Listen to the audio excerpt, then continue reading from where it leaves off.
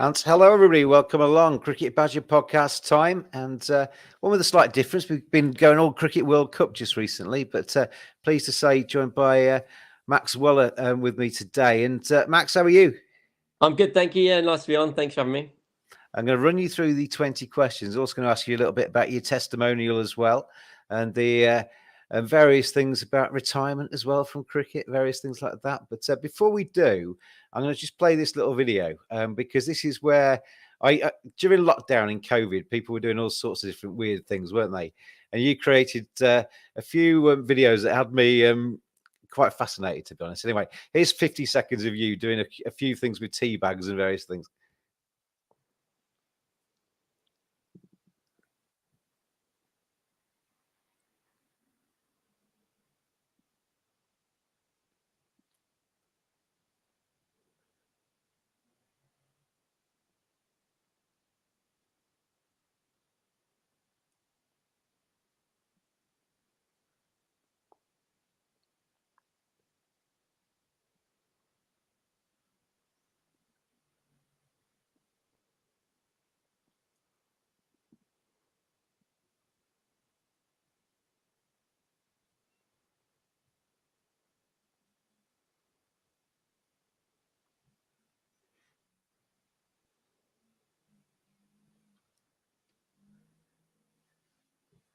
And a nice little leggy to finish with. It's straight into the cup. First question with that is, obviously we all had a lot of time, didn't we, on our hands during that period. How many takes did it take you to do some of those? Yeah, so I kept preaching the one take Waller, but that was hashtag a lot throughout. But yeah, realistically, the tea bags all over the floor, a lot of mess. Yeah, a few of them did take like 20 minutes repetitive, just constant takes. There's like three tea bags in three different cups. It was just impossible, not impossible. I thought it was. It's one of those ones like Dude Perfect. There's a few guys on YouTube that do sort of similar things, like getting CDs in CD players from 20 meters away. So that sort of stuff just takes time. It's just honestly persistence, and what better time in lockdown to do it? You've got so much time on your hands. Well, you spent your time doing that. I spent my time doing podcasts because it was a great time to get in touch with people because I had loads of time to talk to you. But we'll move on and let's get on to the 20 questions. And the first one, Max, is why cricket? What was it about the sport that made you love it? What kept you hooked throughout your career? What is it about cricket that reeled you in? I think first and foremost, family. I think my brothers played it. My dad got me into it. He's an MCC member. School did it. I love playing all sports at school, but kind of I just was quite good at cricket at quite a young age. I think that gave me a more opportunity, and then progressed from there. When I started bowling leg spin, actually, kind of I think it was 11 or 12. I actually got more opportunity, and people always wanted a leg spin in the team, even that age, because I think Warren was just coming on the scene, or we'd been around for a few years, and it was like a fashionable thing. So yeah, kind of bowling leg spin, exciting. It's good to watch, and that's I guess why I've always loved it. What sort of drew you to leg spin? Did you kind of pick it up one day and thought I can give it a twirl? Yeah, I bowled these phantom in swingers that didn't do anything. And by the end of my career, I actually bowled phantom in swingers, didn't do anything as well. But in between there, yeah, bowled a few leg spinners in the garden, and just by chance, really more than anything, just messing around. And oh, that's actually okay. Can I persist with that for a bit? And did it like I say, quite a young age, and spent a lot of time bowling in the nets, and yeah, I kind of guess got control from the amount I bowled. If not a cricketer, what would you have done with your life instead? Something sporty, probably golf. I think. I don't know if I've been good enough to be a professional golfer, but I'd definitely a golf pro or a teaching pro or something involved in golf. Well, across your social media, there's a lot of golf stuff, and the golf did play a part in the teabag things as well, didn't it? So tennis, badminton, golf, and whatever else you could get your hands on during lockdown, wasn't it? Absolutely, creative. I'm fairly creative, to be fair. Maybe art. I'll do some art as well. So yeah, maybe something to do with art as well.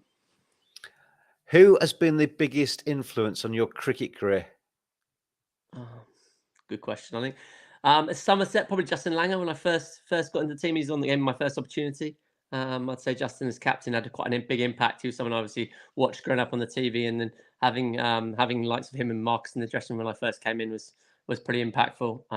Yeah, probably those two, but probably Langer because he was captain at the time, and he desperately wanted a leg spinner in his team, having played so long with Shane Warne. So I just happened to come around the right time and got that opportunity from him. quite a dressing room, that, isn't it? I mean, Tchaikovsky, an absolute legend. Justin Langer, an absolute legend. That's some dressing room to move into. For sure, yeah. Like I say, it's a bit surreal actually. When I was 19, you just kind of crack on and do as well as you can do and focus on your own game. But actually, having that experience and that level of player in the dressing room quite quickly after the 2005 Ashes was probably the most captivating series of all time. Was pretty special for sure. He always strikes me. I've never met Justin Langer, but he always strikes me as quite an intense individual. He's got those burning eyes, isn't he? Which, but he obviously really cares about the game as well. Yeah, for sure. Yeah, no, he definitely is intense. There's no argument about that. He's super intense, but he's also very caring. He actually wrote me a letter when I left. I asked for a few words of advice written down from him, things to work on. I was only a young player at the time, my first year playing, and yeah, I think it was in the Champions League out in India when they used to do the Champions League T20 competition. It was after one of the days playing. I said, "Can you write a few things down for me to work on before you go back to Australia?" Next morning, he gave me a letter, handwritten, two pages of A4. And yeah, just in depth detail about what he thought my career was, how it was going to pan out, how things to work on to ensure that I had a long career in the game and achieved what I wanted to achieve. So yeah, he's super caring as well. So that's why I say really impactful. Have you still got that letter? Yeah, I do. Yeah, it's actually published in my testimonial brochure. But yeah, no, I've kept the letter, handwritten letter. It's pretty special. I've got it framed actually. What's been the best moment in cricket? If I could take you back to any 24 hours in your cricketing career, so you could relive it again and have the same highs again, where would you go?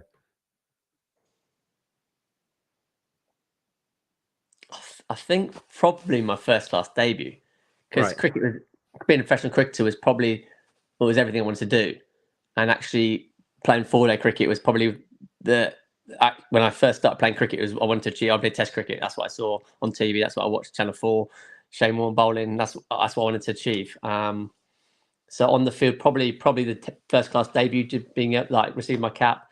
That's a pretty special moment for me. And then probably the moment I'd like to have again would be the bowling in the middle with Shane Warne at the Oval during the Ashes lunch break. I did a masterclass with Warne. Just having that time again was pretty special. I know he's not here now, but just the stuff I picked up and actually never wrote down and have copy of. So a lot of it's just been sifted way back here somewhere that I can't actually recall too much of it. But the time spent with him for a couple of hours just chatting through cricket, watching the Test match was pretty surreal, and yeah, learn a huge amount in that period of time. I'd love to have that moment again, just to be able to have that information again, I guess. He was rather good, wasn't he? Just talking as well, I was watching Rashid Khan bowling just before I came on to you as well. There's been some serious leg spinners in the recent times, isn't there?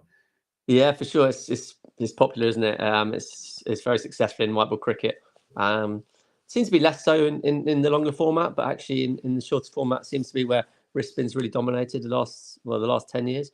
When they brought T20 in, I think the kind of general school of thought was that spin was going to be cannon fodder and it was going to have to be quick and to trouble the batters. But it's been far from that, hasn't it? I mean, you've obviously benefited from being a spinner in T20.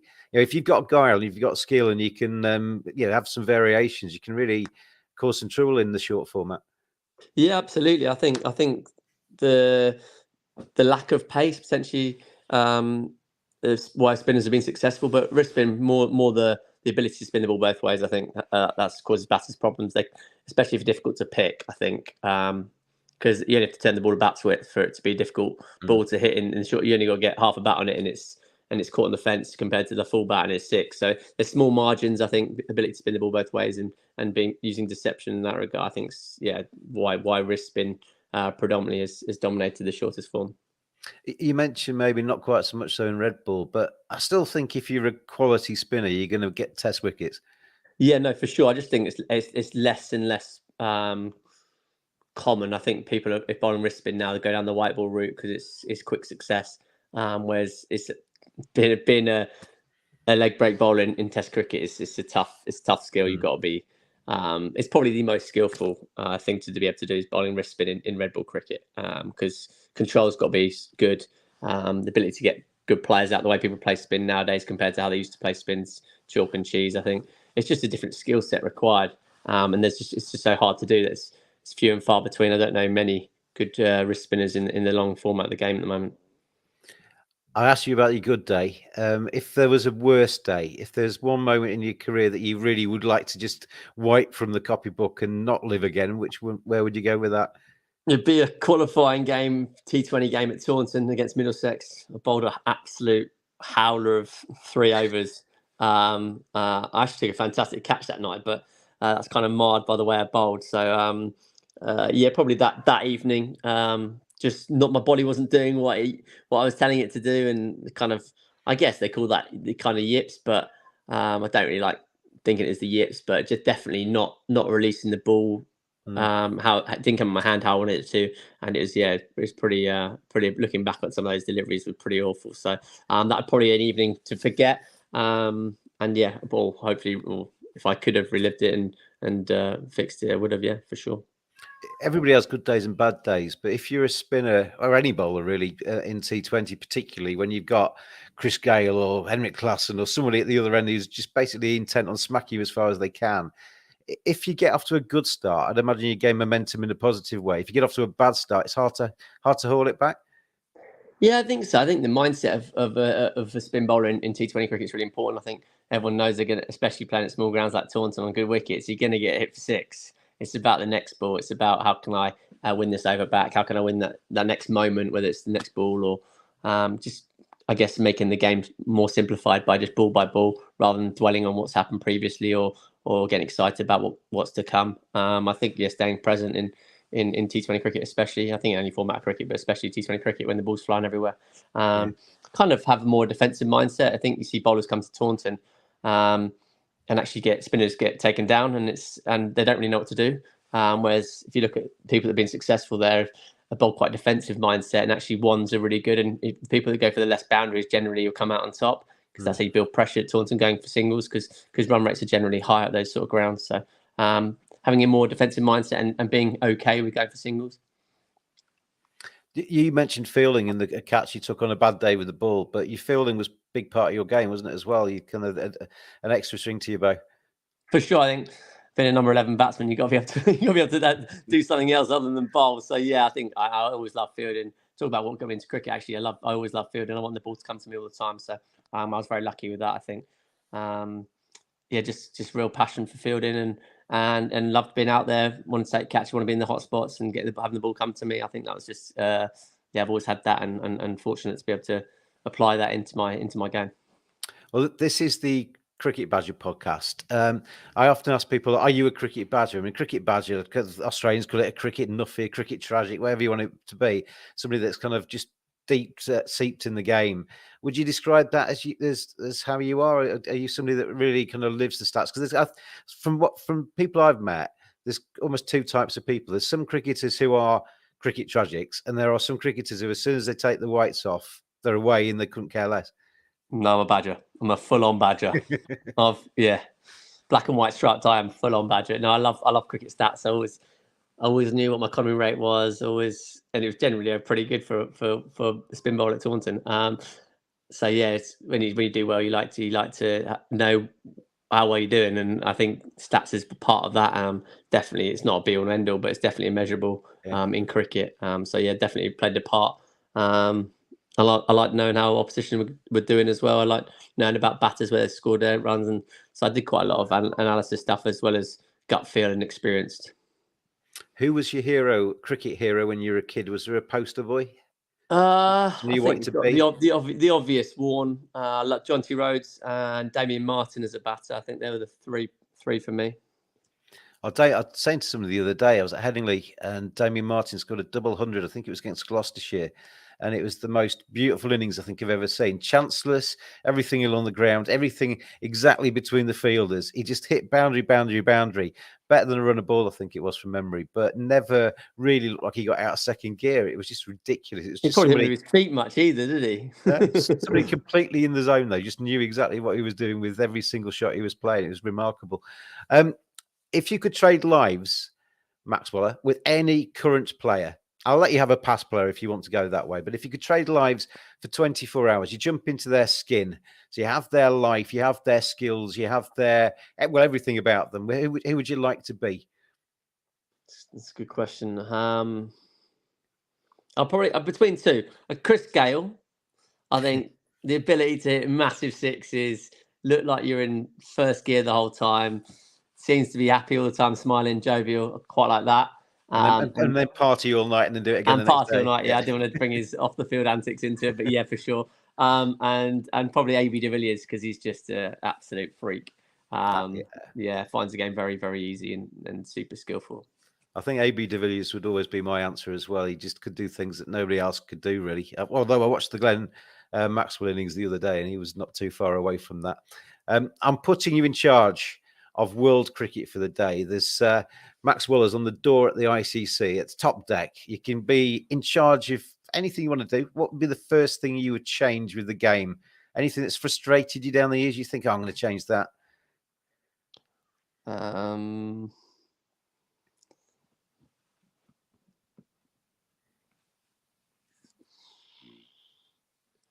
Maybe the amount of short format cricket's played actually. I think it's having an impact on the longer form. So I'd probably reduce the amount of franchise competition. So you've only got the very top players involved in the franchises rather than having 3 different franchise competitions at the same time, and you get a diluted quality of the tournaments, and then it actually does have a knock-on effect to the longer form. So yeah, I'll probably say that, reducing the amount of short format cricket, which I doubt probably anyone would have thought I'd have said, but yeah, definitely. Well, you're a man off my heart there, because I've been banging on about that. I just kind of think sometimes T20 came in because it was different and it was bite size and it was fun and it was almost throwaway. And now it's every single day, and you get the same players but just in a different venue, wearing a different kit, almost playing with the same teammates half the time. And it's hard to sometimes differentiate. And there's kind of the jeopardy or the kind of the uniqueness of it disappears. Agreed. Yeah. What about the 100? Because I don't like the 100, but I imagine you may have a different answer to that. No, I think having a tournament in England that's better quality than the Blast, because there's less teams, so you get the best of the best playing against each other, I think is powerful. I think that's only good for English cricket. Does it need to be 100 ball? That's probably my only caveat to that. Could you invest that money into a stronger Blast competition potentially? But I think that England needed a franchise competition to compete with the likes of India and Australia and those tournaments that are really successful. So it did need its own franchise competition. Just don't know what it looked like. So that's probably my answer to that. I think I like the idea of a franchise competition in this country. Just whether it's 100 balls is up for debate, definitely. If you were starting your career again, there's a little Max Waller. Is there anything you would do differently? What advice would you give the young you? And would the little kid be proud of what you achieved in the sport? If he could look forward, would he be happy with what you got out of it? I'll answer the second part of that first. I think the little kid, the longevity of my career, absolutely. Obviously, I'd like to play for international cricket. That was a goal of mine. So I think he's a little bit happy with the longevity I've had in cricket. 15-year career is pretty good in any sport. But would he have liked me to play for England? For sure. So a bit 50-50 there. And then what would I have told myself? I think the key thing would be get better at what I was good at rather than trying to change my game too much. So actually what I was good at was being pretty accurate as a spin bowler and just bowled 2 deliveries, really, a leg spinner and a googly, and bowling with good control. Yeah. But I was kind of ahead of my time in the fact that T20 cricket wasn't that prevalent. And if I'd done what I was doing at a higher speed, it would have been more like Rashid Khan or Leggy, that's that sort of bowler, and actually would have been really effective. Whereas a lot of information given to me was you've got to bowl a big leg break, you're going to be successful in the game. You've got to bowl a big leg break like Shane Warne and be that sort of leg spin. Actually, I was probably more style-wise, more like a Kumble than a Warne. I was probably like at the bat a bit more, less spin, but quite accurate and good pace. Whereas I tried to be slower and spin it more like a Parkinson or that style leg spinner that actually wasn't necessarily my strongest suit. I spent so much time doing it. Actually, if I spent that time just bowling what I was doing quick at a higher pace, I'd have been far more effective. So yeah, that's probably the biggest bit of information I give myself. It interests me, actually. I never bowled spin. I was always a medium pace, dibbly dobbly cannon fodder bowler at club cricket. But you hear a lot of people talk about Matt Parkinson needs to bowl quicker, or Rashid Khan's bowling at this kind of pace. Adil Rashid slow down for this Cricket World Cup kind of stuff. How easy is it as a spinner to change your pace and to suddenly bowl, I don't know, 6 miles an hour faster than you used to? It's Surely tough your to action do. changes, doesn't it? Yeah, it's tough to do it with the same control, that's for sure. And I have the same shape on the ball. I think that's what every spinner's striving for is bowling at the highest pace they possibly can with good shape on the ball and ability to spin it. So there's always an optimum pace, but I'd say changing pace is to do with action. Yeah, definitely for sure. Front arm, strength, power, and potentially sometimes speed and run up. But you don't want to lose what you've got. So someone like Parkinson bowls with great shape on the ball, spins the ball miles. If he bowled it quicker, would he lose potentially some of his strengths? Potentially. So it's a real tough one. That some people have a natural pace as well. The things you can tinker with, and you can maybe change a couple mile an hour here and there. But to add 6 mile an hour, 7 mile an hour, yeah, you're gonna have to change a lot of your bowling style. So I think it's difficult to add a significant amount of pace for sure. This is the Cricket Badger podcast. We are sponsored by manscaped.com. So we're going to take a very short break. And off the back of this, we'll come back and talk to Max Waller about his testimonial year.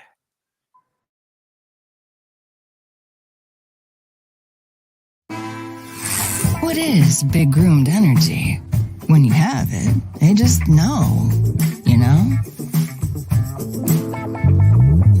It's an air about you, the charisma that screams confidence quietly. With BGE, you never have to prove anything because you are the thing. Get the Manscaped Lawnmower 4.0 and get big groomed energy.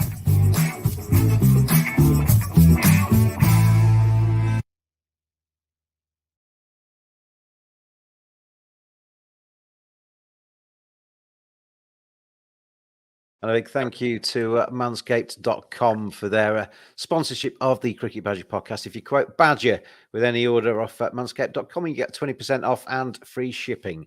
So fill your boots. It's good stuff. We have got a question in from Bulldozer Williams. Hello, Bulldozer. He says, Rashid Khan is a phenomenal player, and I'm glad he is signed to both the Adelaide Strikers and the New York franchise, 2 teams he follows, he says. I mean, we mentioned Rashid Khan a second ago, Max, but he's an absolute wizard, isn't he? When he's on song, he can do things I think probably very few leg spinners can do. Yeah, he's unique. He's got a very unique action. I don't think there's many people who, like you say, can do what he can do. He does it at such a high pace. He's very accurate, and he's got subtle variations. So it makes him an absolute nightmare for batters to face. And he's on those wickets that help him that skid on quickly. He's even more dangerous. I'm going to rearrange, because we got halfway through the 20 questions here. I'm going to rearrange them a little bit because I want to talk about your testimonial.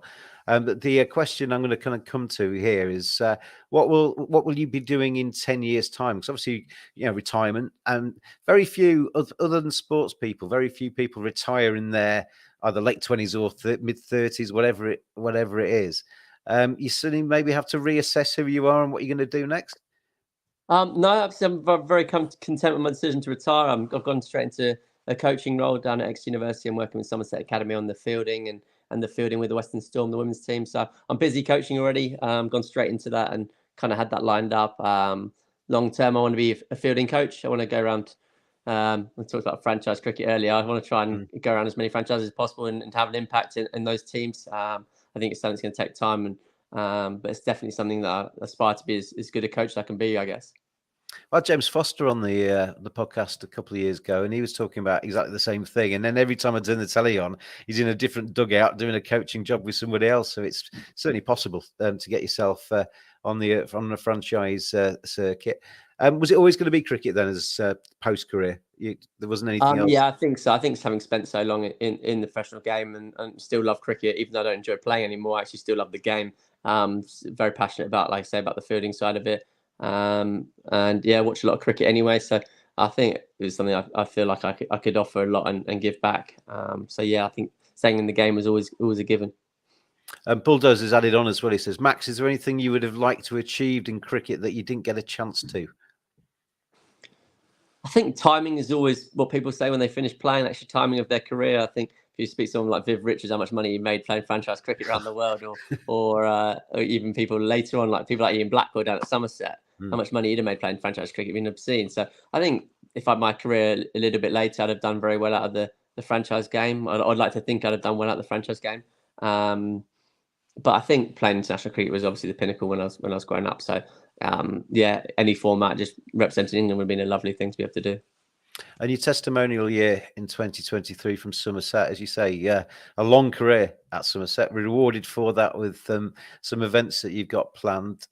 What is there on the horizon with that? How's the year going? Are you enjoying it? Yeah, it's just stressful actually. It's a lot to organise, a lot to help behind the scenes with. So yeah, I've got committed together to put on events throughout the year. It's coming to the end of the year now. I've got one more event at Lord's, which is quite a nice place to have a closing dinner. So I've got that coming up in the middle of December, on the 14th of December. Having an event in the long room at Lord's. It's pretty rare that you get to experience it and dine at Lord's. So so it's an opportunity to do that and have a 3-course meal and usual raffle auction stuff. And I've got Jack Leach and Marcus Trescothick from Somerset coming to support that and do Q&As and be around and stuff. So that's nice. Yeah. And how do people find out about that? If they want to book in and get a ticket for Lord's, contact me directly, or there's a website, www.maxwtestimonial.co.uk, or email info@maxwtestimonial.co.uk, and then either those routes will get you to the right person who can book you in. But it'd be great to have your support. If you enjoy your cricket, and like I say, it's a pretty unique experience to have dinner in the long room at Lord's and be around some former and current England players. So I could see the cogs in your brain going there as you were trying to remember your details, but you got there. Let's go back to the 20 questions then, and the next one is, if you could meet, and they say all rock stars want to be sportsmen and vice versa. If you could have been famous doing something completely different, what would you have liked to have done? Yeah, musician, definitely, for sure. Be part of the Red Hot Chili Peppers. That's my go-to band. Be part of the Chili Peppers, playing concerts. That'd be pretty special. Would you have been Flea with your shirt off, strutting around? Not with this rig, but yeah, I'd have been a drummer, I think, hiding behind the scenes. But yeah, drumming for sure. If you could meet anybody, living or dead, it's kind of the old dinner party question. Who would you like to meet? I'll give you 3. You've done your cooking. You've got 3 places set. Who's going to come and sit around the table with you?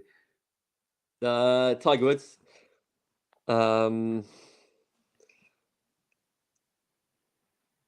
Muhammad Ali. Mm-hmm. And Jimmy Carr. Okay, that'd be quite interesting. Jimmy Carr and Muhammad Ali and Tiger Woods all together. Jimmy Carr would have the we'll probably take it to the edge, wouldn't it? And maybe get thumped by Muhammad Ali halfway through it. He'd go past the edge, I'm pretty sure. But that'd be good. Who would play you in the movie about your life? They're making one of the movie. Who's going to take on the lead role? Matthew McConaughey or Owen Wilson. They're the 2. Right. Either of those 2. Is that because they've got a passing resemblance to you, or because you like them as actors? Just like them as actors, I think. Okay, yeah. I mean, you can see a little bit of both of them in you. You're not.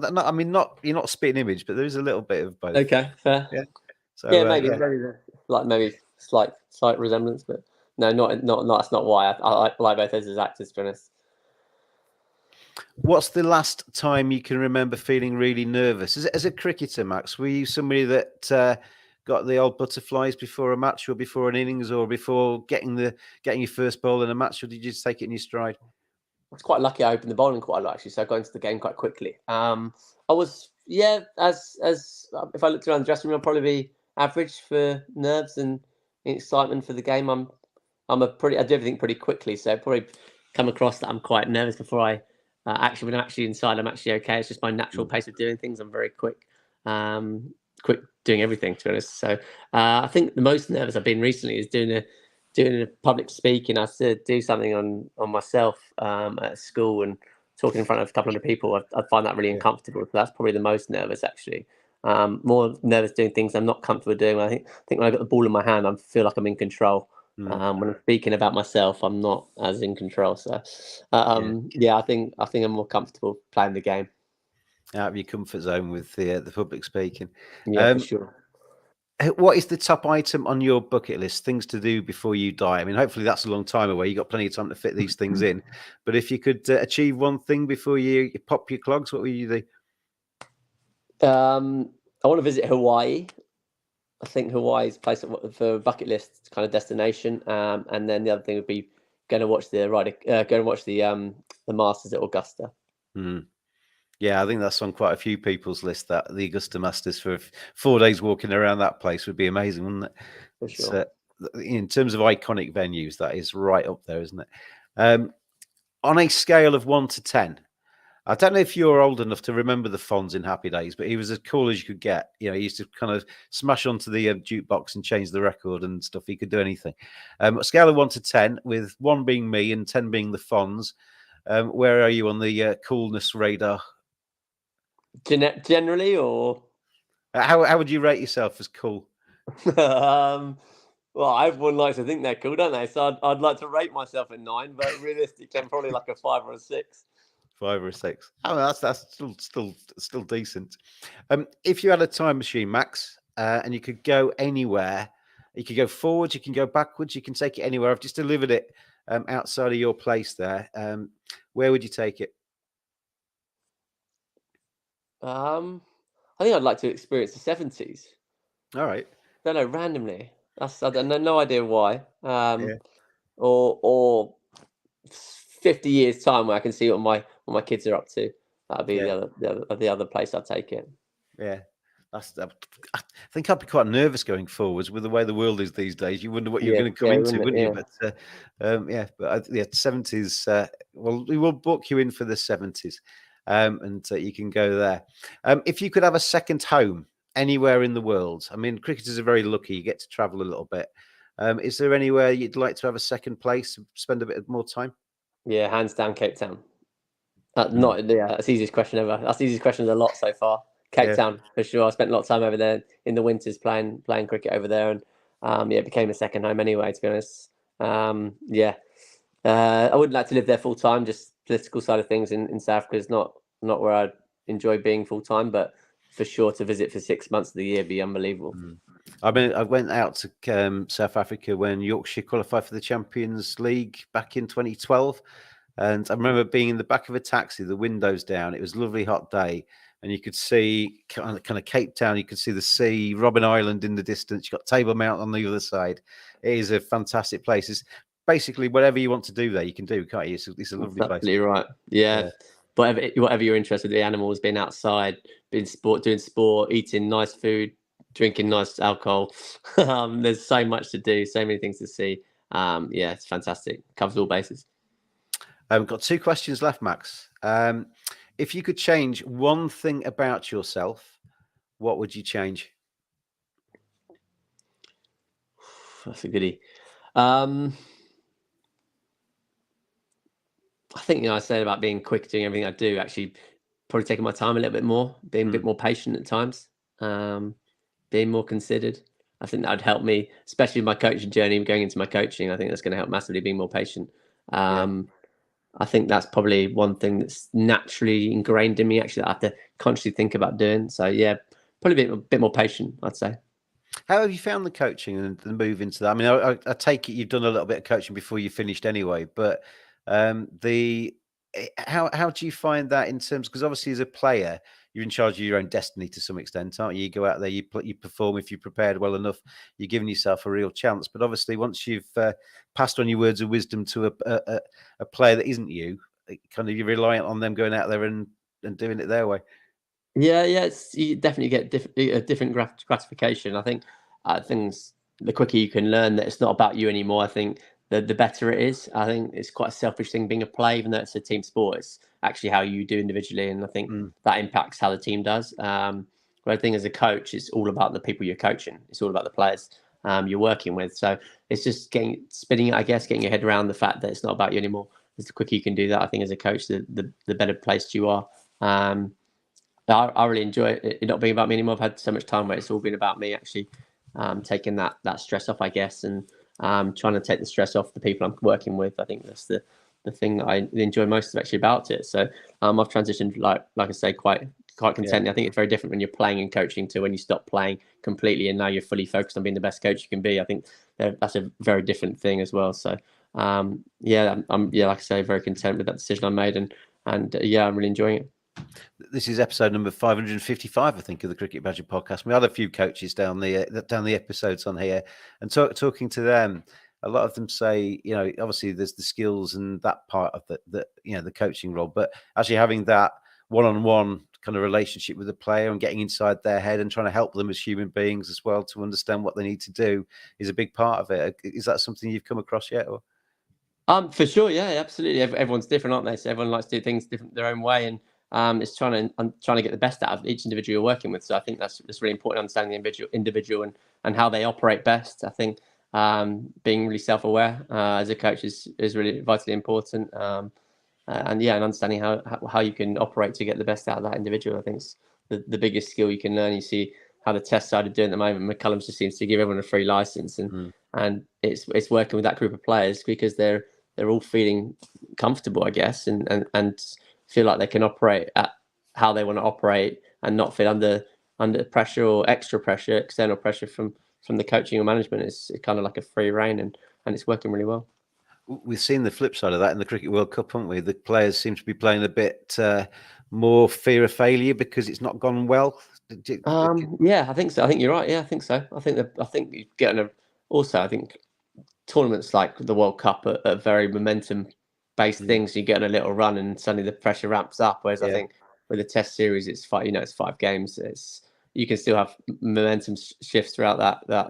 But also Test cricket, I think over 5 days, it's not just like one day cricket. It's just one day it's done. Whereas 5 days, you still got time to get yourself back in the game. It's never done really. So I think the formats dictate that a little bit. But yeah, for sure, tournaments like the World Cup, I definitely momentum plays a huge part. And England started poorly, which then is very difficult to claw back. I was at one stage, it looked like I might be going out to the Cricket World Cup, and I'm actually not that bothered. I didn't actually, because I'd have been following England. It might have been quite depressing, but their route through the Cricket World Cup, Max, has been from one place to another. India's a big country as well, so it's a lot of travelling involved. That must be quite difficult for the coaching staff amongst that England squad to kind of keep people smiling, keep people positive when everybody knows inside that camp that it's gone horribly wrong.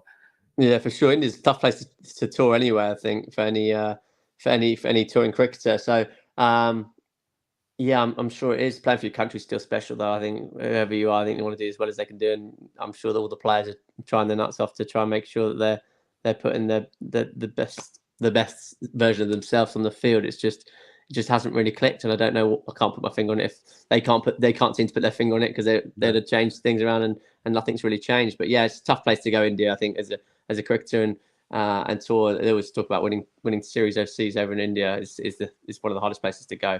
So I think the wickets play a part in that. The atmosphere at some of the games play a part in that. The grounds, like you say, lots of travelling, internal flights. It's just tough. Just different culture as well, isn't it? It's getting used to different cultures. I know the England boys have played a lot of the IPL cricket now, so they'll be used to that. But it's still a tough place to go. And like I say, if you're not doing well, the hotel rooms are pretty tough places to be, aren't they? Do you think it'll have a little bit of a knock-on effect to the Test series? Obviously, in the new year, England go back to India for a 5-match Test series. Do you think there'll be a hangover from the Cricket World Cup, or do you think they'll just wipe it clean? McCullum will come in with his different outlook, and they'll have a fresh approach. I think so. I think there's definitely enough guys that aren't in that Test squad that are coming into the Test squad. Sorry, that aren't in the one-day squad that'll make it a bit of a fresher place, I guess. And like I say, the coaching and support staff. So I think it shouldn't. Hopefully, doesn't have an impact. But like I said, it could do. There are some players it may find it tough, but I think there's enough new energy and fresh faces to make it a new kind of the new setup. It's going to be a tough tour, though. It's going to be interesting to see how England do in India on a 5-test match series. It's going to test Bazball to the limit, I think, that series, isn't it? And final question, Max. It's been great to catch up with you today and to see you. If you've been me today and you've been asking you the questions, is there anything you would have asked yourself to get a great, exclusive, wonderful answer? Any questions I've missed?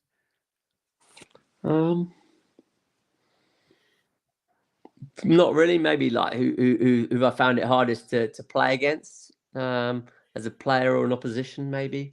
I guess that's probably.